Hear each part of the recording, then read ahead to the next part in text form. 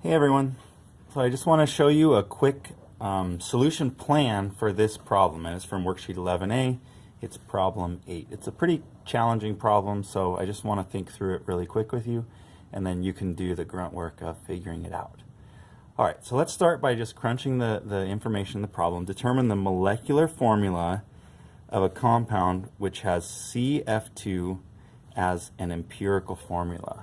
So before we go on and find the other information, let's remind ourselves of how that works. If CF2 is the empirical formula,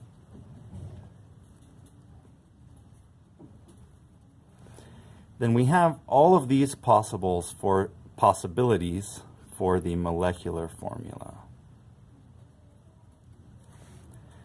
It can be the same molecule, CF2, or it can be double that, C2F4, or it can be triple that, C3F6, or C4F8, or C5F10, etc. And we're going to try to figure out which one of these formulas is the correct molecular formula for this compound. The way we always decide is we use the molar mass of the molecule to match which one has the same molar mass.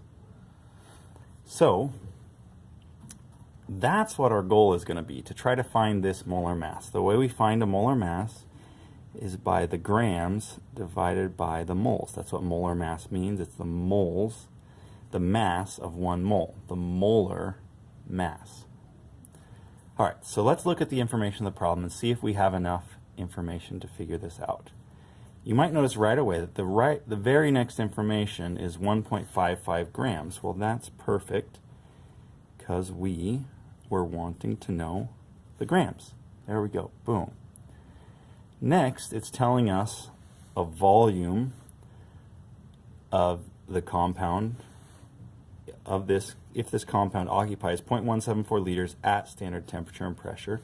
So we can assume that it's in the gas phase, and we know its volume, V, its standard temperature, that's T, and that's 273.15 Kelvin is standard temperature. And we know its pressure is standard pressure, which is exactly one atmosphere.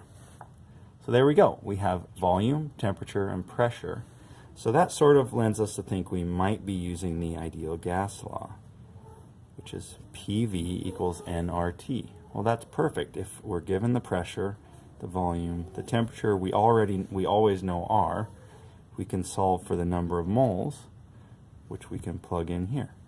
So you'll solve for the number of moles, then you'll take 1.55 grams, divide by that number of moles.